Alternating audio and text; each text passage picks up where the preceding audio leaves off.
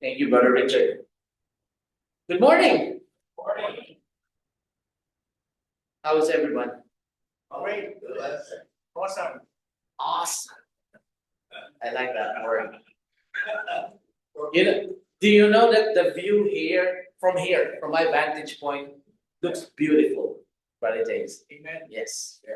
Seeing all of you here, joyful and ready to listen to the Word of God. Are you ready to eat the book? There.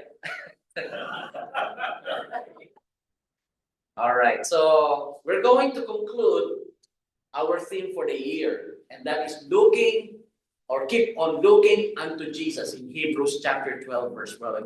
We've been talking about this even in my absence here for like a year, and we're ready to switch towards 2026. Can you imagine how time flies so fast?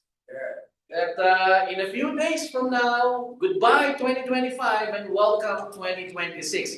And Brother James told me we're getting ready with a new theme. But before we put an end, not really an end, but the discussions on looking unto Jesus, let's take a look at what we have known thus far in Hebrews chapter 12, where we draw this theme of ours. Hebrews chapter 12, verse 1 and 2. Therefore, we also, since we are surrounded by so great a cloud of witnesses, let us lay aside every weight and the sin which so easily ensnares us, and let us run with endurance the race that is set before us. And this is where we got our theme in verse 2. Looking unto Jesus, the author and finisher of our faith, who for the joy that was set before him endured the cross, despising the shame, and has sat down at the right hand of the throne of God. That's where our theme came from, actually. Keep on looking unto Jesus. But, there are three very important things that verse 2 is wanting us to understand. And this is the implication of this. Looking unto Jesus does not only imply that we should be finishing our race, but rather we should finish our race strong. That is what we call spiritual fortitude. Fortaleza espiritual in Spanish. Is that right, Sister Rose? Yes. I've done my homework. For the Spanish-speaking people, that's the Spanish term for that. It is not only true that we have to finish our race, but this lesson gears towards finishing the race with fortitude, with spiritual fortitude. That is the expectation of God for all of us that are part of this race. And congratulations to our new members of this race, our brother that was baptized and our sister baptized yesterday. You're part of the race now. And this is the race of our life. Praise God for that. So, we try to understand how we're going to finish the race. The word author there in Greek is the word archegos, meaning beginning. Meaning it was Jesus who started this race. He ran his own race. And he finished his race strong. And that's why every one of us who are here that is going to run that race had to look upon Jesus because he started that race. Without him, there is no race. That's why earlier in our Bible class, you see there, Apostle Paul centered on confession. Without Jesus, without the gospel, without him being nailed to the cross and being resurrected, we have nothing to confess. Isn't that right? But because he was the author, he became our spark. You know what spark is?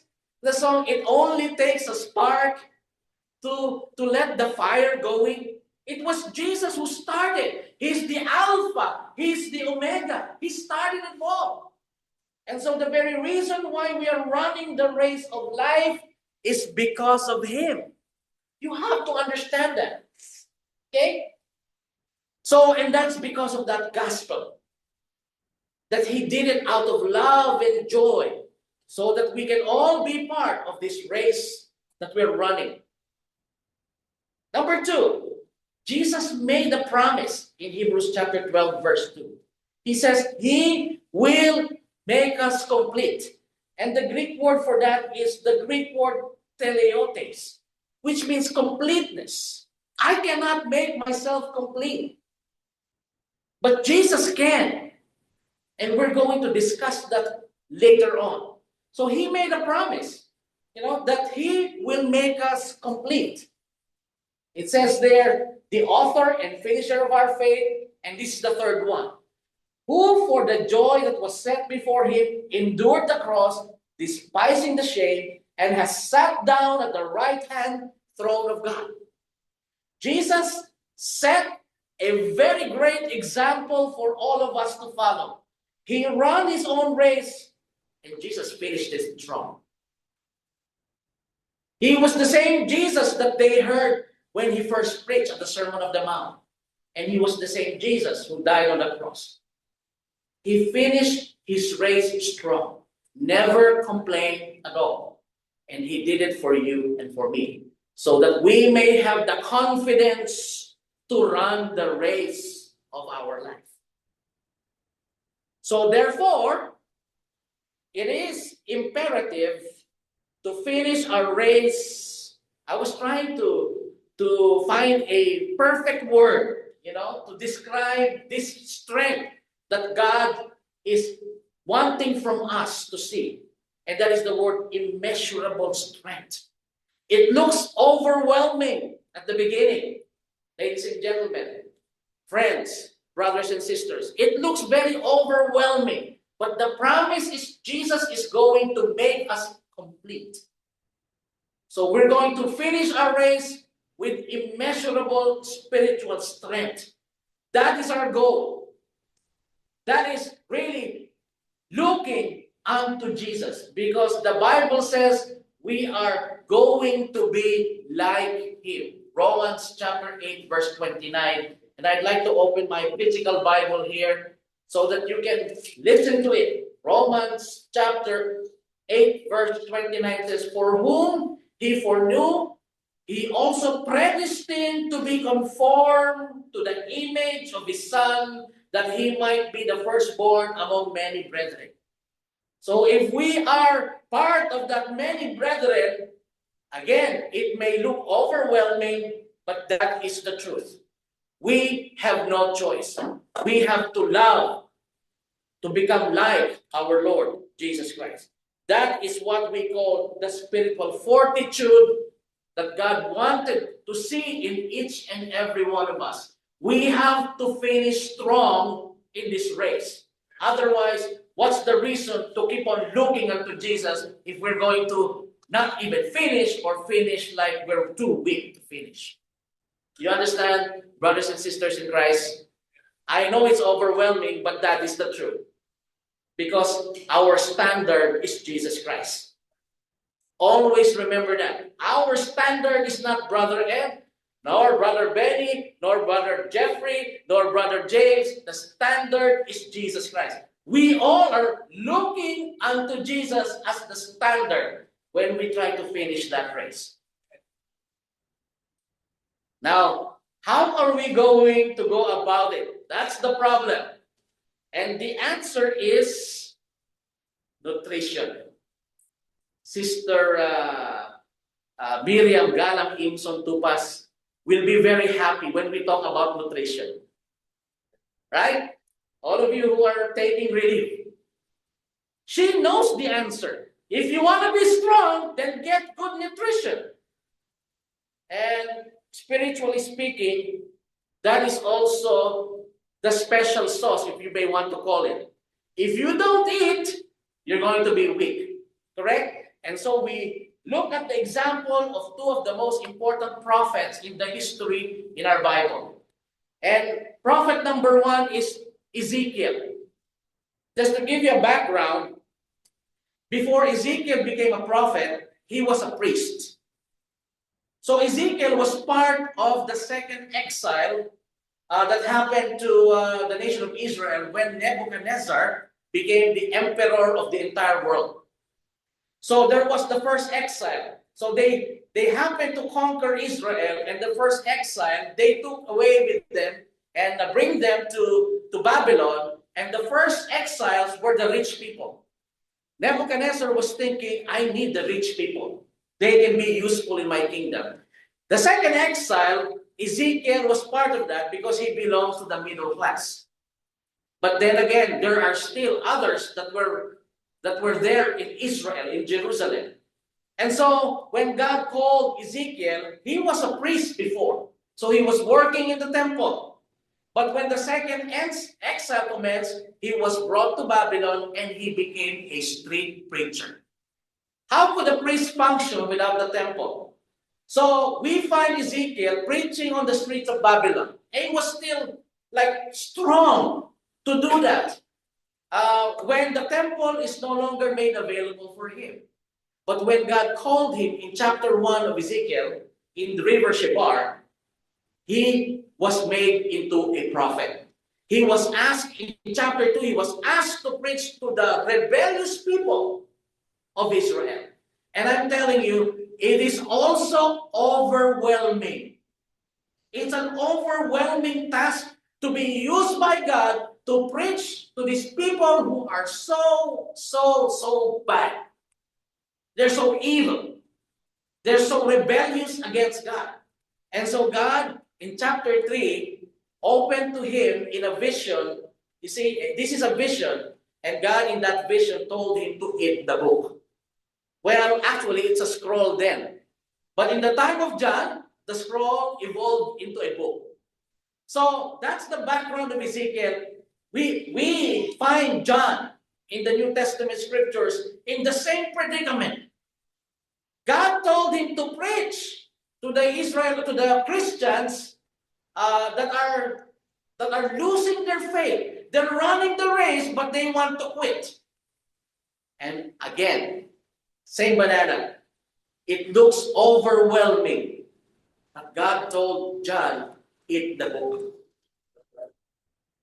If there is any secret sauce for our spiritual fortitude, I don't know any except the spiritual nutrition that the book tells us to have in our life. So they were tasked to prophesy, and God told them to eat the book. So let's look at the verses here and dig deeper and dive.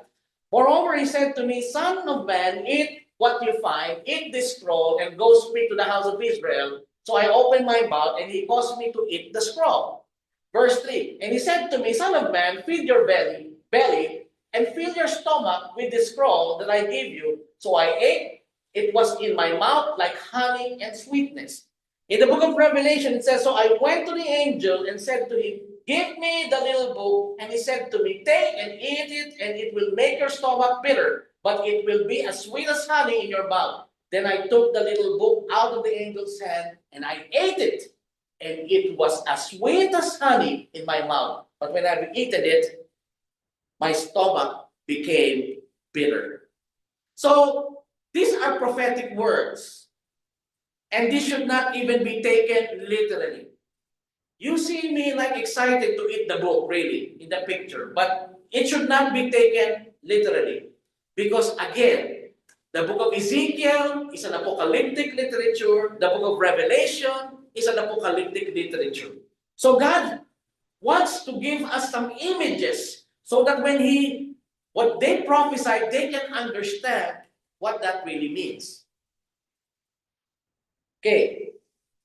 But the very purpose why God told Ezekiel and John as well to eat the scroll and to eat the book is because he wants both of these prophets to be strong. Again, it's overwhelming job that is expected of these two, but God wanted them to finish their own race with spiritual fortitude, and so they have to eat the book. So, let's understand what's the meaning of eating the book and how this could help us develop spiritual fortitude. To eat means to consume. Eat the scroll, eat the book, meaning we have to consume. And when we look at the definition of consumption, just like what had happened to our brother there, who was trapped before in that bad habit, it means to ingest. That's probably the closest word that represents consume. You ingest it. You put it inside of you. That's why Ezekiel says, I open my mouth. How do you ingest the food if you're not going to open your mouth? Again, these are images. These are pictures. But what does it mean? It means whatever that is in that book, should be part of him. And how is this going to happen? You have to open your mouth and ingest it. Just like this steak. I'm sure you love steak. Yes, of course, I too. This is when the expression, now you see it, now you don't, happens, right? One moment, it's in front of you, and then all of a sudden, after a few minutes, it's gone. The question is, where did the steak go? Yes, right? It's in your stomach. It went there. Now you see it, now you don't. And that's exactly what God wanted Ezekiel and John to do. He wants these two prophets to ingest whatever is in that scroll or in that book, to be part of them. Ingesting is putting inside you as to be part of you. Just like when you eat mango. By the way, the Philippine mango is probably the best mango in the world. It is the best mango. So if you happen to visit the Philippines, don't leave the country without tasting our mango. It's the best mango in the world. There was one preacher who went to the Philippines, had a taste of our mango, and says, I don't want to leave the Philippines anymore. It's because of that mango. But mind you, when you eat the mango, Philippine mango, don't eat the seed. Okay? It's too big. But you know, when you eat the mango, it does not necessarily mean that the mango itself is running into your bloodstream and your entire body is one whole. Ingesting means putting in your mouth and chewing it. Do you chew the food? And then when you chew the food, you break it down to smaller parts. And when you break it down to smaller parts, you swallow the food. It's a process. Ingesting is a process. And then when it reaches the stomach, maybe you don't have any control there anymore, but your system has what we call digestive enzymes that breaks down the mango, the steak, into even smaller parts, in smaller forms. And that is why eventually, when it reaches to your bloodstream, into your entire body, it becomes vitamin C, it becomes vitamin A, it becomes fiber, it becomes antioxidant, etc., etc. Same is true when we consume the Word of God. Like in Galatians chapter 5, verse 22, it talks about the fruit of the Spirit. How many fruit does the Spirit have? How many fruit? Are you sure? Are you sure? It's only one.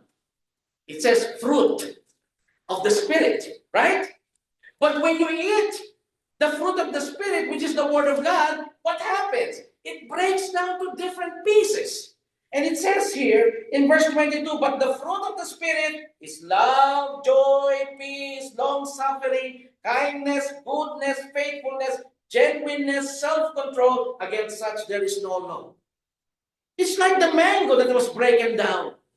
How many mango did we eat? Just one. But when it gets into your system, it breaks down to simple forms. And that's how we treat the Word of God. We want to ingest the Word of God, but it produces the fruit of the Spirit. And we enumerated the fruit of the Spirit, which is very much needed when you run the race of our life. That's what we need. And it's only the Word of God that can give us that. Nothing else, brothers and sisters in Christ. So to consume is therefore to make that object a huge part of your life. That's what we need to do. We need to consume the book of life, the Word of God. In John chapter 6, verse 50 to 51, Jesus talks about that too. And people around him, his disciples, couldn't even understand what Jesus was talking about. And let us read it. This is the bread which comes down from heaven, that one may eat of it and not die. I am the living bread which came down from heaven. If anyone eats of this bread, he will live forever. And the bread that I shall give is my flesh, which I shall give for the life of this world. The moment his disciples heard this, some of them said, this is hard teaching. I can't understand. He wants us to eat him? But not so.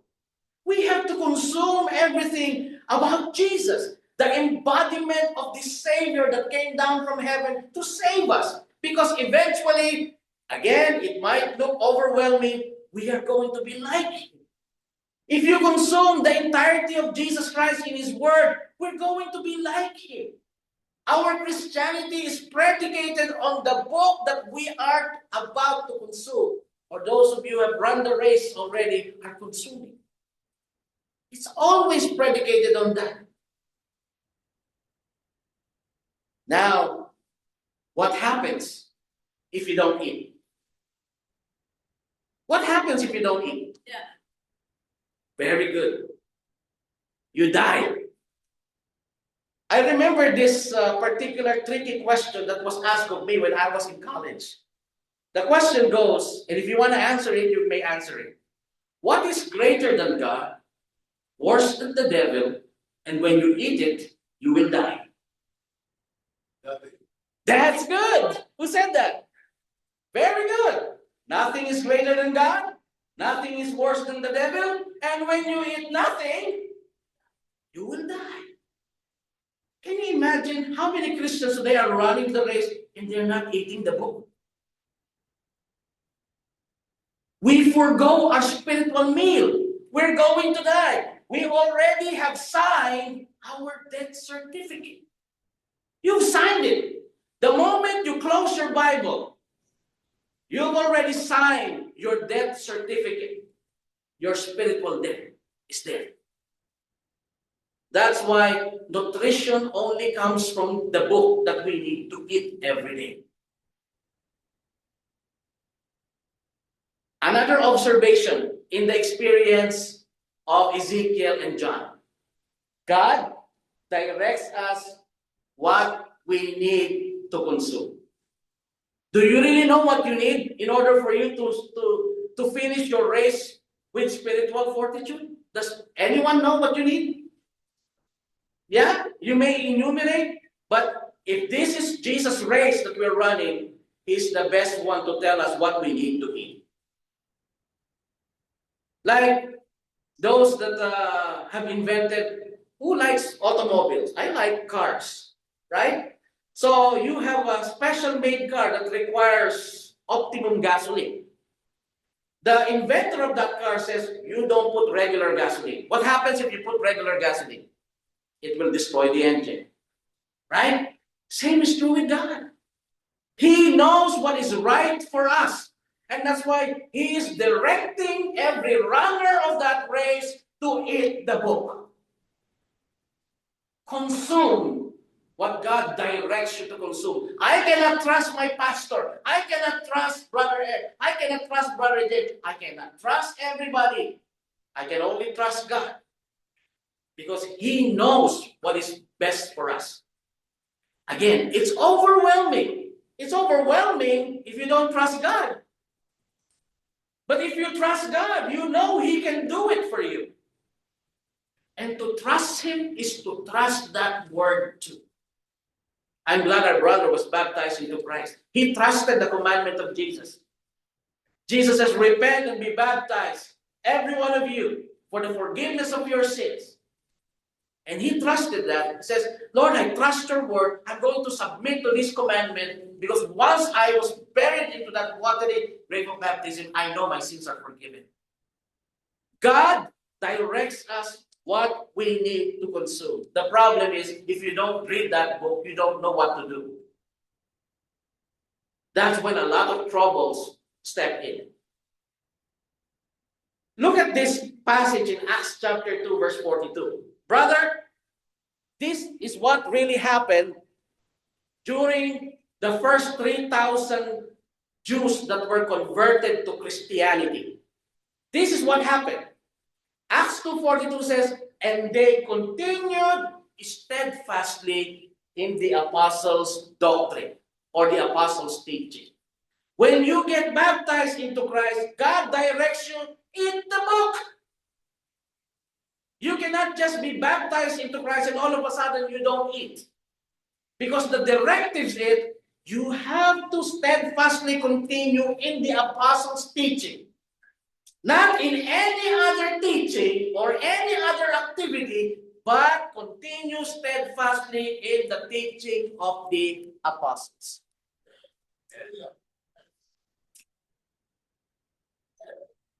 Then we can finish the race. That's the truth when we talk about looking unto Jesus. We continue in that. The Greek word for that is proskartereo, to be devoted, to be constantly diligent. You know, I ask this question to people that I know. Can you give me the 3 top most important thing for you? You know, in all those that answer that question, God comes first. God, number 1, 2, family, 3, job. Right? Those are the most common 3 top answers. What is the most important thing for you? Give me 3. God, number 1, 2, family, 3, job. And then the next question is, how much time do you give to these 3? They realize that the last one there is God. Number 1, job, because they report to work like sometimes 24 hours in a day. Just like my daughter-in-law was not able to come today, she worked 24 hours a day, this day. Right? Number 2, family. Oh, I love my family. Always number 2. But in reality, when we look at God, we spend only a few moments with God. A few moments consuming the book.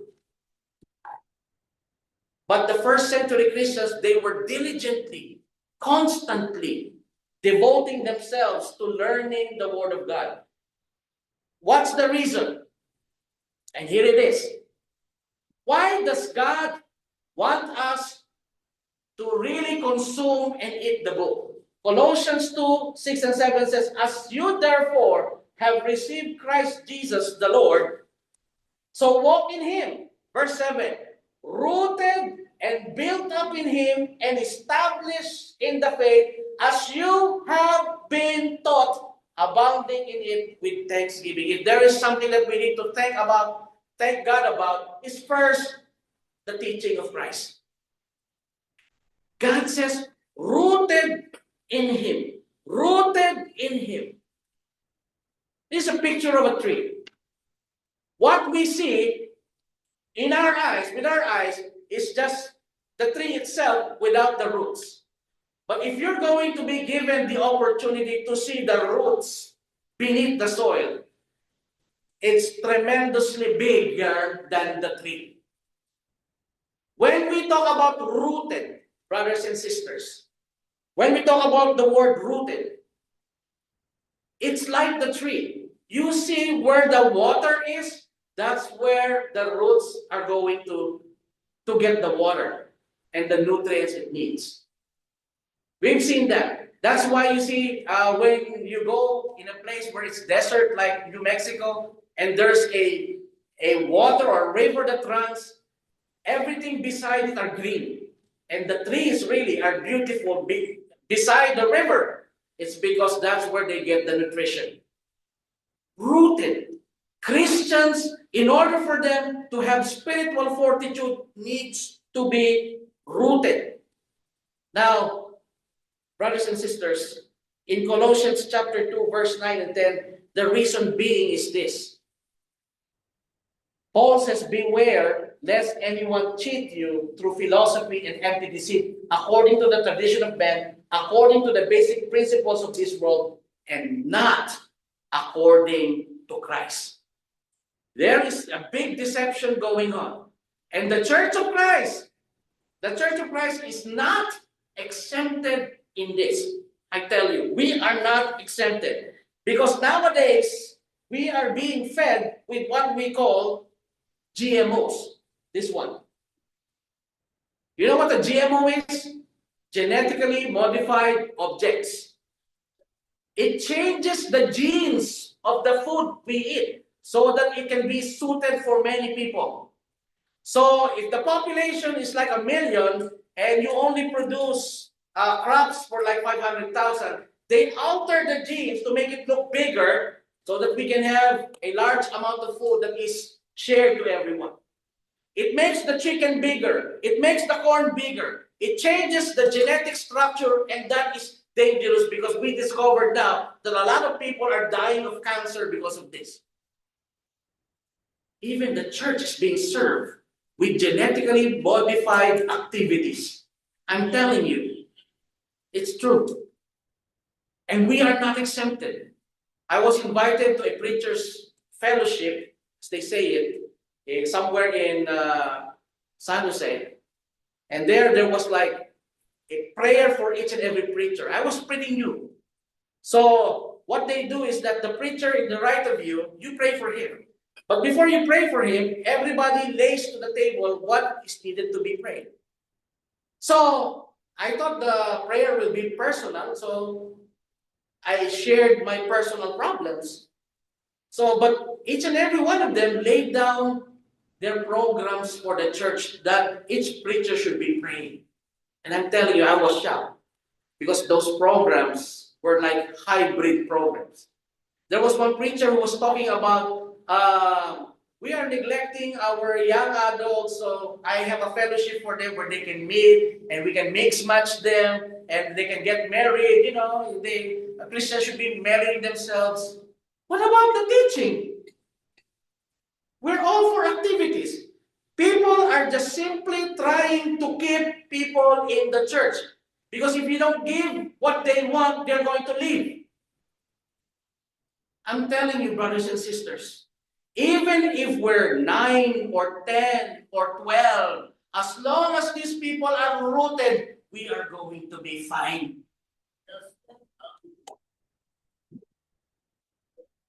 We ought to be rooted.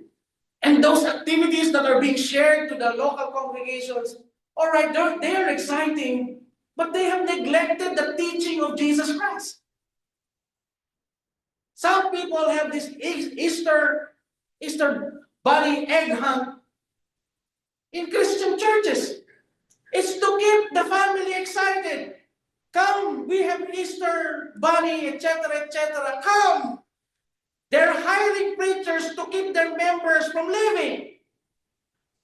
But the truth is, if you teach one individual and he is rooted in Christ, he will not leave. You don't see him being forced to attend. Come. We have something special for you. Come. If we have taught someone and he's rooted in the Word of God, he will not leave and he will be here every Sunday. That is spiritual fortitude. Because we've given him what? The pure milk of the Word. Isn't that what the Jews did in the past? It says there, he answered and said to them, well, did Isaiah prophesy of you hypocrites? As it's written, these people honors me with their lips, but their heart is far from me, and in vain they worship me, teaching as doctrines the commandments of man. They made the law a hybrid. You know hybrid? It's just good in cars. You save gas. But when you put hybrid in the church, you're going to get hybrid Christians too. Now you see them, now you don't. You understand that, brothers and sisters? So there is some kind of genetic engineering happening in the church today, and the only purpose is to keep the members of the church. Just to keep them. In Albuquerque, there's a strong church there, but the young people are leaving. So what they did is because they want to join the Pentecostals, they put a band in the afternoon. So they have a choice now. If you want a cappella in the morning, yes, worship with us. If you want with a band, yes, worship with us. Hybrid. They have genetically engineered the church to suit what the people want. But again, I'm telling you, if we are rooted in the Word of God, I'm telling you, you will not leave. You're going to stay strong. Even 9, even 10. That's why here, look at the view here. It's beautiful because we're many today. There are many people who would love to listen to the Word of God. And that's how we get rooted. 1 Peter chapter 2, verse 1. See, pure milk of the Word. Pure milk. As newborn babes, brother, as newborn babes, desire the pure milk of the Word, that you may grow thereby. It's a natural spiritual growth that happens to a person. And so, when trials come his way, he's going to stay strong. So therefore, this is my takeaway here. Christianity is not an assumption, it is a consumption. I cannot just assume that I'm a Christian. You see, when I preached in San Jose, there was this elder who butchered my sermon. He says, "Brother, do you know that you have like 87 slides?" How many slides do I have today? 70? He says, "We have to trim down because you only need 30 minutes to speak." I told him, 30 minutes? In our Bible school, that's not even enough to develop a sermon. 30 minutes. I do not understand why people cannot wait longer than the people who listen to Jesus in the Sermon on the Mount. That was the longest sermon. I'm telling you, perhaps if you invite Jesus to preach here next Sunday, and if Jesus can really come, there's going to be traffic here. Everybody wants to listen to Jesus. But needless to say, when the preacher preaches and he preaches for the Lord, Jesus is in the middle of us.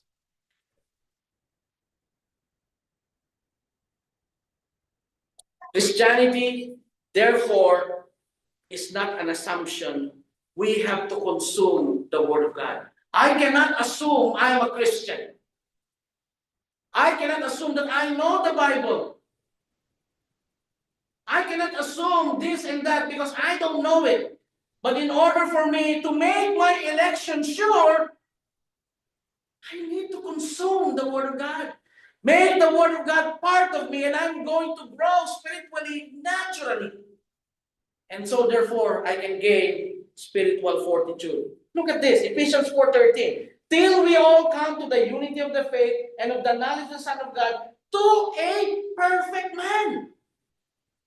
I'm telling you, it looks overwhelming, but that's the conclusion of all those. We're going to be a perfect man to the measure and the stature of the fullness of Christ. Brother Ed, Brother James, Brother Benny, and all of us are going to look like Jesus eventually in the end. It's overwhelming. That's why some people are afraid of the word perfect. But if you believe in Christianity, that's what you're going to become. Because nobody goes to heaven without being perfected by Christ. Cannot go there. Look at this, another passage. 2 Timothy 3:16 and 17. And I'm sure you know this. All scripture is given by inspiration of God and is profitable for doctrine, for reproof, for correction, for instruction in righteousness, that the man of God may be complete. I cannot assume that I'm a man of God. I can only consume the all scriptures is inspired so that I can be a man of God. So therefore, Christianity is not an assumption. It is a consumption. I guess there's going to be a part 2 of this, brothers and sisters. But I'm happy that I was able to tell you how important to eat the book is. There's going to be Eat the Book Part 2. I'm not done yet, but we don't have time. I have so many things to tell you. But for now, I want you to trust in that book because that book needs to be part of us. Let's all stand up as we sing our invitation song.